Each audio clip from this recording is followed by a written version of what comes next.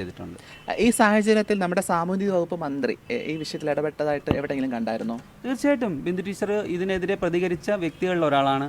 വളരെ ഓപ്പണായിട്ട് തന്നെ ഈ ബില്ലിനെതിരെ, കാര്യം സാമൂഹ്യനീതി വകുപ്പ് മന്ത്രി എന്നുള്ള നിലയിൽ കേരളത്തിലെ ട്രാൻസ് മനുഷ്യരുടെ ക്ഷേമ പ്രവർത്തനങ്ങളെല്ലാം നടക്കുന്ന ആ വകുപ്പാണ്, മന്ത്രിയാണ് അത് കൂടുതലും നോക്കി നടത്തുന്നത്. സോ അതുകൊണ്ട് ഇതിനെതിരെ പ്രതികരിക്കാതിരിക്കാൻ പറ്റില്ലല്ലോ. സോ ആദ്യമായിട്ട് മന്ത്രിസഭയിൽ നിന്ന് തന്നെ പ്രതികരിച്ച വ്യക്തി ബിന്ദു ടീച്ചറാണ്. തീർച്ചയായിട്ടും നമ്മളിവിടെ കോൺഗ്രസ് പ്രതിനിധിയോട് സംസാരിക്കുമ്പോൾ ഏറ്റവും അഭിമാനത്തോടു കൂടി നമുക്ക് പറയാൻ സാധിക്കുന്നത് രാഹുൽ ഗാന്ധി വിഷയത്തിൽ വളരെ കൃത്യമായിട്ട് തന്നെ ഒരു അജണ്ട ഇറക്കുകയും സംസാരിക്കുകയൊക്കെ ചെയ്തിട്ടുള്ള ആളാണ്. പക്ഷേ നമുക്ക് ഒരിടത്തും ഈ വിഷയത്തിൽ ഒരു തരത്തിലുള്ള ഒരു മനസ്സമാധാനത്തോടു കൂടി ഉള്ളൊരു പ്രതികരണം കിട്ടിയിട്ടില്ല എന്നുള്ളതാണ്. കാരണം നമുക്ക് വളരെ പോസിറ്റീവായിട്ടൊരു അഭിപ്രായമോ വലിയ ചുറ്റുപാടോ നമുക്ക് ഉണ്ടായിട്ടില്ല എന്ന് നമുക്ക് എടുത്തു പറയേണ്ട വരും. കാരണം ഇത്തരം വിഷയം ഒരു രാജ്യസഭയിലൊക്കെ പാസ്സാക്കുന്ന സമയത്ത് നമുക്ക് എന്തുകൊണ്ടാണ് വലിയൊരു പരിമിതിയുണ്ട് എന്ന് നമുക്ക് മനസ്സിലാക്കാൻ സാധിക്കും. ആ ഇടത്തൊക്കെ തന്നെ വലിയൊരു കൂട്ടത്തിൻ്റെ മാത്രം സപ്പോർട്ടോടു കൂടി ആ ബില്ല് പാസ്സാകുന്ന സമയത്ത് കോൺഗ്രസിന് വലിയൊരു പരിമിതി ഉണ്ടെന്ന് മനസ്സിലാക്കുന്നു. പക്ഷേ ആ ഇടത്ത് പ്രതികരിക്കാൻ കാണിച്ച മനസ്സിനോട് അങ്ങേയറ്റം ബഹുമാനവും സന്തോഷമൊക്കെ അറിയിക്കുന്നുണ്ട്. പക്ഷേ എന്തുകൊണ്ടാണ് നമുക്ക് ഇതിന് പ്രതികരിച്ചത് ഒരിടത്തും എത്താതെ പോയത്? ഒന്നാമത്തെ കാര്യം, ഒരു ഇലക്ഷൻ ടൈമാണ്. അപ്പം ഈ ഇലക്ഷനുമായി ബന്ധപ്പെട്ട് എല്ലാവരും നല്ല തിരക്കിലാണ്. അപ്പം ഞങ്ങൾ ട്രാൻസ്ജെൻഡർ കോൺഗ്രസിൻ്റെ ഭാഗത്തു നിന്നും കൃത്യമായി നമ്മൾ നേതൃത്വത്തെ അറിയിക്കുകയും അതോടൊപ്പം അതിന് വേണ്ടിയിട്ട് നല്ല രീതിയിൽ പ്രയത്നിക്കുകയും ചെയ്തിട്ടുണ്ടായിരുന്നു. അതുമായി ബന്ധപ്പെട്ട് തന്നെ ഇവിടെ നിന്ന് ഒരുപാട് പേര് സംയുക്ത സമിതിയും ഡൽഹിയിൽ പോയ സമയത്തും കൃത്യമായി രാഹുൽ ഗാന്ധിയും പ്രിയങ്ക ഗാന്ധിയും അതുപോലെ തന്നെ മറ്റു എം പിമാരെയൊക്കെ കാണേണ്ടി വന്നു. ഇപ്പം നാദ്ര പറഞ്ഞ പോലെ കൃത്യമായി ഇടപെടാനായിട്ടുള്ളൊരു ഇതെന്ന് പറയാൻ പെട്ടെന്നായിരുന്നല്ലോ. അപ്പോൾ ശ്രീമതി ചേച്ചി പറഞ്ഞതുപോലെ പെട്ടെന്നായിരുന്നു അവരുടെ ഈ ഒരു ബില്ല് അവതരണവും. അതിനൊരു ആസൂത്രിതമായ ഒരു കൂട്ടത്തിന്റെ പ്രത്യേകിച്ച് കേന്ദ്രത്തിന്റെ എല്ലാ ഇടപെടലും ഒരു ആസൂത്രിതമായിട്ടുള്ള ഒരു ഇടപെടലാണ് നമുക്ക് തോന്നിയിട്ടുണ്ട്. നമുക്ക് കാണുമ്പോൾ പെട്ടെന്ന് തോന്നും, പക്ഷേ ഇത് കുറച്ച് വർഷങ്ങളായിട്ട് ഇവർ പ്രിപ്പയർഡിലാണെന്നാണ് എൻ്റെ ഒരു അഭിപ്രായം. കാരണം ഇവർ കൃത്യമായി കാര്യങ്ങൾ അവതരിപ്പിക്കുകയും ആ കൃത്യമായ കാര്യങ്ങൾ ഓരോന്നും പറയുകയും ചെയ്യുന്നുണ്ട്. എന്താണ് അവരുദ്ദേശിക്കുന്ന ഈ ഒരു 4-5 കാറ്റഗറീസ് മാത്രമാണ് ട്രാൻസ്ജെൻഡേഴ്സ് എന്ന് ഉദ്ദേശിക്കുന്നത് എന്താണെന്ന് എനിക്കത് മനസ്സിലാവുന്നില്ല. കൃത്യമായി സ്വയം തിരിച്ചറിഞ്ഞിട്ട് ലിംഗം നമ്മൾ സ്വയമേ തിരിച്ചറിയുന്നത് നമ്മൾ എന്താണെന്നുള്ളത് സെൽഫ് ഡിക്ലറേഷൻ, അത് രാഹുൽ ഗാന്ധി എന്നെ പ്രിയങ്ക ഗാന്ധിയോട് ചോദിച്ചൊരു ചോദ്യമാണ്.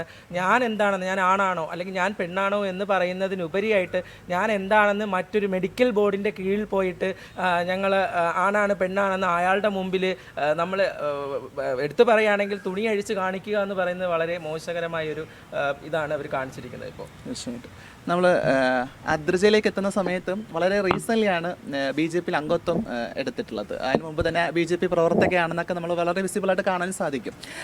ഈ സാഹചര്യത്തിൽ അംഗത്വം എടുക്കുന്നു, കുറച്ച് ദിവസങ്ങൾക്ക് അപ്പുറത്തേക്ക് ഈ പറഞ്ഞ കണക്ക് ബില്ല് രാജ്യസഭയിലൊക്കെ പാസ്സായി വരുന്നു എന്നുള്ളതാണ്.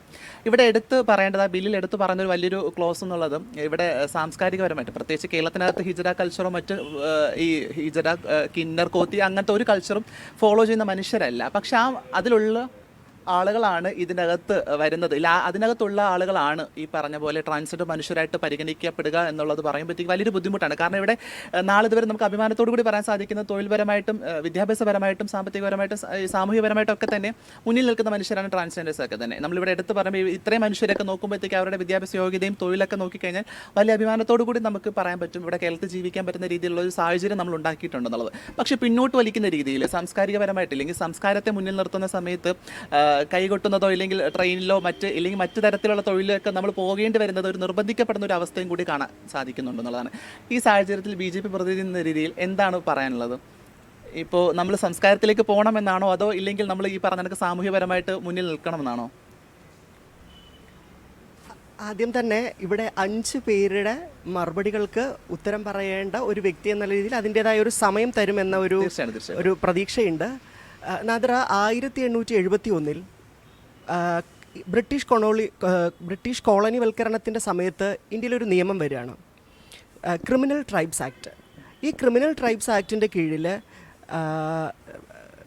പട്ടികജാതി പട്ടികവർഗ വിഭാഗക്കാരുൾപ്പെടെയുള്ള നമ്മുടെ ട്രാൻസ്ജെൻഡർ മനുഷ്യർ, അന്ന് ട്രാൻസ്ജെൻഡർ എന്നൊരു ടേം ഇല്ല, ഈ പറയുന്ന ഹിജഡ, ജോഗ്ത ഇങ്ങനെയുള്ള കൾച്ചറൽ ഐഡൻറ്റിറ്റീസ് ആയിട്ടുള്ള മനുഷ്യരെ എല്ലാവരെയും ക്രിമിനലുകളാക്കിക്കൊണ്ട് ഒരു നിയമം വരുന്നു.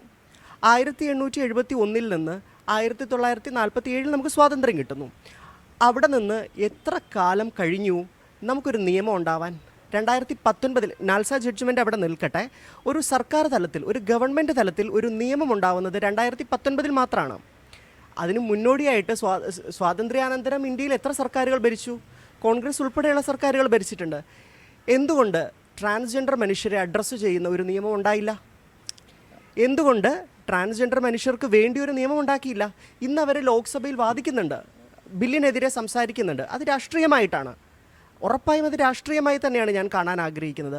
അപ്പോൾ 2019 മാത്രമാണ് ഇങ്ങനെ ഒരു ബില്ല്, ഒരു നിയമം ട്രാൻസ്ജെൻഡർ മനുഷ്യർക്ക് വേണ്ടി പ്രൊട്ടക്ഷൻ ആക്ട് കൊണ്ടുവരുന്നത്. കൂടുതൽ വാർത്തകൾക്ക് News 18 Keralam YouTube channel subscribe ചെയ്യുക.